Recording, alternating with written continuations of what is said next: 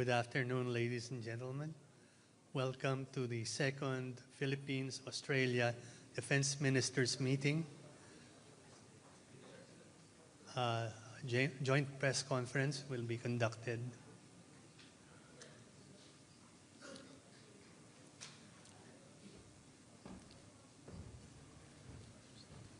We will now hear the opening statement from Deputy Prime Minister Richard Marles, to be followed by Defense Secretary Gilberto Teodoro. Sir? Well, thank you. Let me start by saying what an honour it's been to be here in Manila today, to be with my good friend, the Secretary of National Defence, the Honourable Gilberto Teodoro. Gilberto and I have now met on frequent occasions here and in Australia and in fact around the world, and I am deeply indebted to Gilberto for his friendship and his partnership in what is a really fundamentally important relationship for Australia. Australia and the Philippines are both countries which have shared values and a shared commitment to the rules-based order, an order which is under pressure in our region. And what we have seen over the last few years is a growing body of activity between our two defence forces to assert the rules-based order within the Indo-Pacific. And what this means is that a relationship between our two countries, which has been in existence for decades and which has been underpinned by very strong people-to-people links and a great degree of trust, now has a really significant strategic dimension to it, and that very much formed the basis upon which our conversation and our discussions happened today. This meeting is also occurring whilst we are seeing exercise along, and over the coming 2 days, both the Secretary and I will be able to have the privilege of being able to see our servicemen and women work together in this very important exercise. This is the largest exercise in which Australia will participate beyond our shores this year. It's an exercise involving more than 3,500 personnel, principally Australian and Filipino personnel, but also including US and Canadian forces. There are about 1,600 Australian personnel who will be participating in this. HMAS Brisbane, one of our air warfare destroyers, will be present in this exercise. There will be infantry components as well as Air Force components. We will have F-18s, Growlers, P-8 aircraft. It's a significant contribution from our Air Force, which means that this is an exercise which is occurring across all three services, air, land and sea, as well as components of special forces, components in cyber and components in space. The point of all of that is that it is an increasingly complex exercise, more complex than the first iteration of exercise Alon 2 years ago. And that's really what we are seeking to achieve in exercise Alon this year, and the complexity of the exercise reflects the depth of our relationship and it reflects the growing trust between us.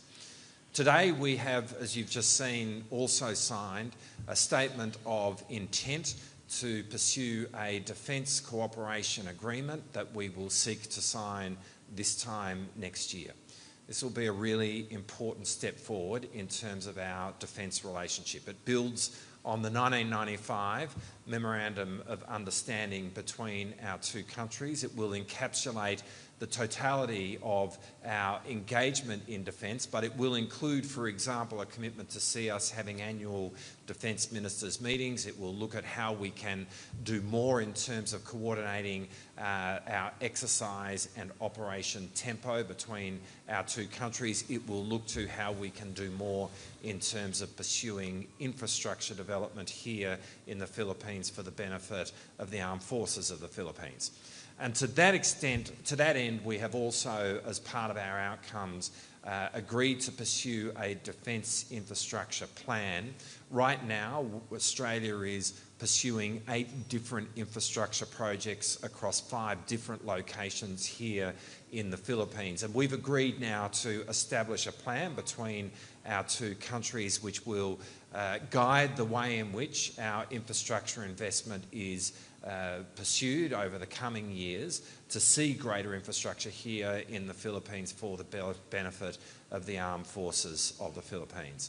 I really want to thank again Gilberto for your warmth and the way in which you have hosted our delegation over the course of today, and we really look forward to what we're about to witness over the weekend with Exercise Alon.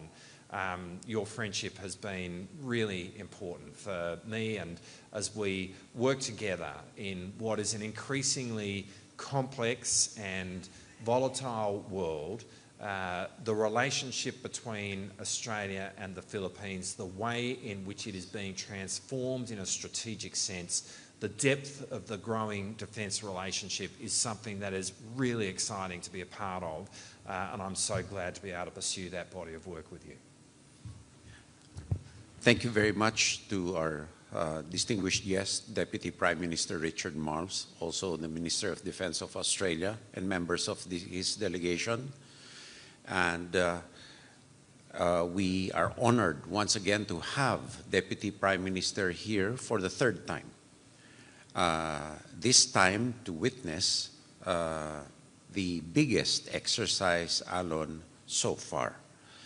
And in our talks together, we have signed a joint statement of intent, which places in concrete form the way we want our defense partnership to grow and to progress. There will be a lot of work following this statement of intent. Of course, we want to see a defense cooperation based on this statement of intent signed next year, and it is appropriate for such a defense cooperation agreement to be signed next year when the Philippines hosts the ASEAN for next year as the chair. Also, this follows the comprehensive strategic partnership between Australia and the Philippines. We are thankful for the unstinting support of Australia for our rights under UNCLOS and international law.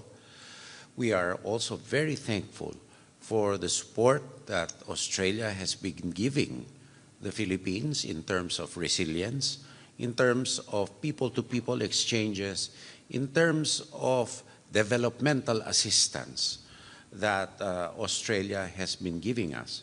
We also are working together heavily in this region, in the Indo-Pacific region, in order to uphold our shared values of international law amidst increasing shared challenges.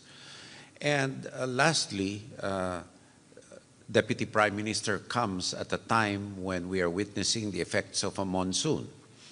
And we expect more to come. And climate change is a reality which we in this area, in the Pacific, cannot ignore because we are the most hit. And we also will enhance cooperation for disaster resilience, among other key areas of convergence. Once again, we thank the people of Australia for appreciating the strong people-to-people ties as manifested through their government and our government. And in this way, we also wish to convey to the Deputy Prime Minister our thanks and our hopes for a stronger convergence, a stronger partnership. And we wish not only to be upholders of norms, but enforcers of right conduct and the appropriate way of conducting international relations between countries in the Indo-Pacific and in other areas where our common and shared values may permeate. So thank you very much, DPM Marles, Richard, for your visit. And we look forward to seeing, meet, put into the skeletons that, or the frame that we have. Skeleton is the wrong term. Please don't quote me and don't diss me on it. The framework that we have put in today, and I'm sure that as our chiefs of defense forces are working together, our people down the line in both the department level and the armed forces level are working very hard. We are very happy, and we need to give a shout out to our people in uniform and their civilian complement for a wonderful job that they have been doing so far. This relationship actually and these statements of intent are also byproducts of the strong working arrangements that we've had down the line. And so it is synergistic in this sense, and we hope to see this bear fruit in the future in a more robust manner. Thank you. Thank you. We will now take questions from the media. First is Mikhail Flores from Reuters. Hi, good afternoon to both Deputy PM Marles and Secretary Teodoro. Right here. SND. Here. Okay. Shortly before your meeting today, the Philippine Armed Forces last night reported with concern a swarm of Chinese Coast Guard and other vessels around or near Sierra Madre in Ayungin Shoal. How alarming are these activities in your view? And we hope to get statements from both of you on these recent development, and also grateful if we can get your view on, given these developments, these escalatory activities of China from the South China Sea up to the Southern Pacific. How would you view the U.S., where both of you are key security partners? How reliable is the U.S. nowadays as a security partner in this part of the world? Thank you. Well, first, the activities of China in any area, whether in the Sierra Madre or any area under their nebulous claims, are a matter not only of concern but of condemnation, because these are in gross violations of international law, and actually it is a product of a false narrative. I've even seen some social media posts saying that they are the progenitors of certain areas in the Philippines. So their disinformation is as disgusting as their activities. And we need to stand up to this. And secondly, what was the other question? What was your follow-up question on the? On the reliability of the U.S. as a trading partner, and particularly in the context of, I understand your first meeting between the two of you was in November 2024, and President Trump was just elected and hasn't assumed office yet. So we're wondering if we can take stock of. Well, insofar as the Philippines is concerned, based on our recent visit to Washington, and based on the working arrangements on the Squad, the trilateral, the bilateral basis, as you've seen in Balikatan, the security relationship is very strong. What we cannot control are the unilateral activities of China. Hence, the need for deterring China and giving the strong message that their activities will not be tolerated by the international community and not only us, because these are in gross violations of international law. And no matter how they answer, the fact is they are answering for the benefit of their own people and not the world, because the world cannot be presumed to be unthinking so as to accept hook, line, and sinker what they are saying. So perhaps to start where Gilberto finished, America is absolutely a reliable partner, and we, as we've been talking today about the work that we are doing bilaterally, you know, we instinctively are talking also about how we combine that work with the cooperation that we both have with the United States. And the United States plays a profoundly important role around the world, obviously, but in this region. And the United States is a reliable partner. And from an Australian point of view, you know, our alliance with the United States is as significant today as it has ever been. I'd want to say in response to the first part of your question, you know, what underpins the cooperation between Australia and the Philippines is that we are both countries which are deeply invested in the rules-based order. And we are both countries which seek to work to uphold that order. And we both acknowledge and are experiencing the pressure that the rules-based order is being placed under here in the Indo-Pacific. Now, we work really closely with the Philippines in terms of asserting the rules-based order in the South China Sea and the West Philippine Sea. And that's really important for us to jointly do. We understand that in that work, there will be an interaction between defence forces. What we expect in that moment is that those interactions are done in a safe and in a professional manner. And we do have concerns about those standards not having been met in this instance. Up next, we have Brian Castillo of TV5 Network. So, good afternoon, Secretary DPM. My question is, what role does the Australia-Philippines alliance play in terms of countering or deterring aggressions in the West Philippine Sea? Go ahead. Well, in a sense, it's the answer I just gave. Like the work that we do together as two countries which seek to assert the rules-based order is fundamentally important in seeing that the UN Convention on the Law of the Sea applies around the world in the South China Sea and the West Philippine Sea. And we are both countries which are utterly dedicated to that, and we understand the pressure that the rules-based order is under in this neck of the woods. But I think I'd want to make this point as well.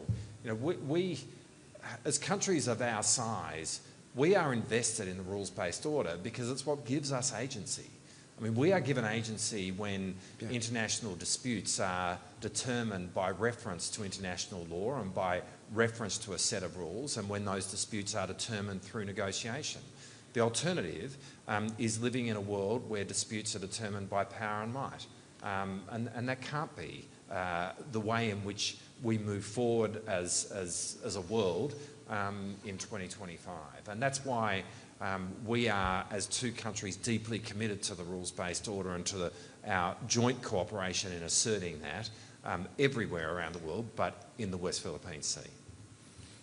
I just need to add a small thing, that we are countries invested in the rules-based order, and we really need international law to have some parity so that might does not mean right.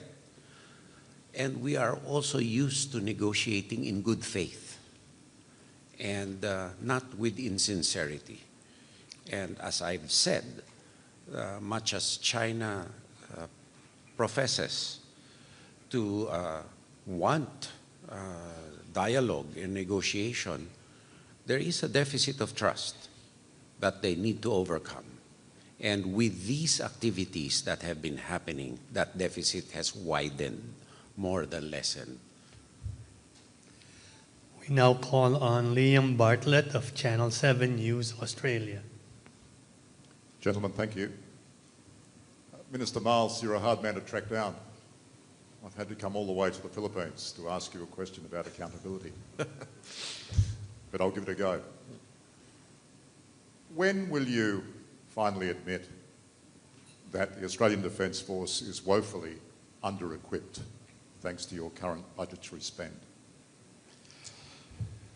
Well, thank you for the question, and really happy to answer that question anywhere, including very much in Australia, and of course I've answered questions of that kind frequently in Australia, but obviously But nothing's changed. But I completely reject the assertion of the question.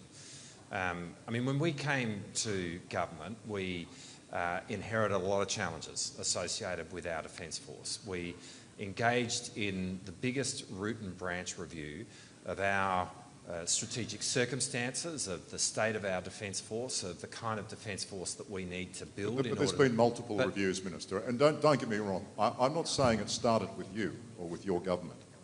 I think it's fair to say it's been through successive governments. But what are you doing now today to make it better and fix it? Because this is all very nice.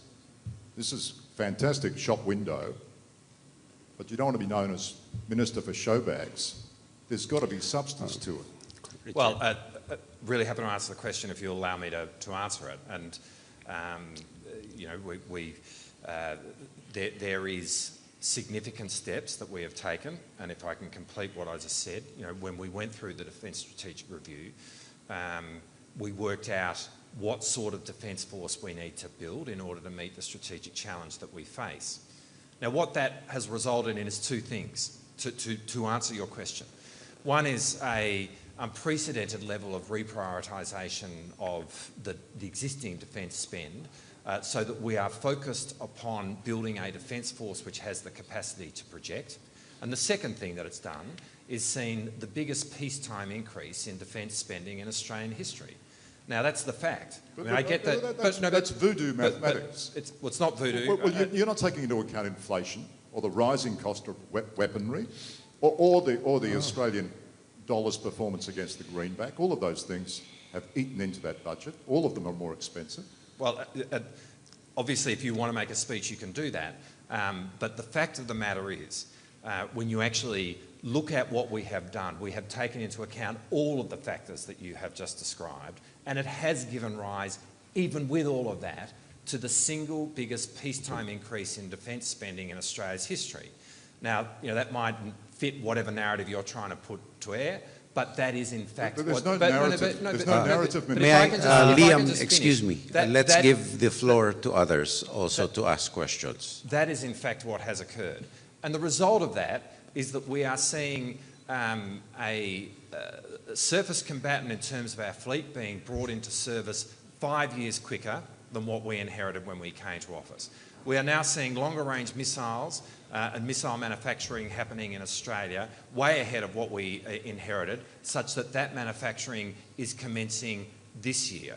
We're seeing significant steps being taken down the path of Australia acquiring a long-range submarine capability under the banner of AUKUS with our nuclear-powered submarine capability. We are seeing a much more amphibious army. We are seeing unprecedented investments in our northern bases, and I could keep going. In fact, all of these are happening, and it is about meeting the strategic moment that we face. Thank you very much. The last question will come from Ron Kalunsod of Kyodo News. Good afternoon. Thank you for providing us a picture of how the Philippines and Australia would step up the two countries' defense cooperation by citing the envisioned enhanced defense cooperation agreement by next year. I'd just like to ask, is this going to be similar to the Philippines-US EDCA? Will this be a treaty or No. an executive agreement? No. It will not. It will not be like the EDCA, definitely. We will work on the appropriate arrangements as our forces find out what they need. EDCA is an offshoot of a mutual defense treaty and not a visiting forces agreement, so that is a fundamental difference.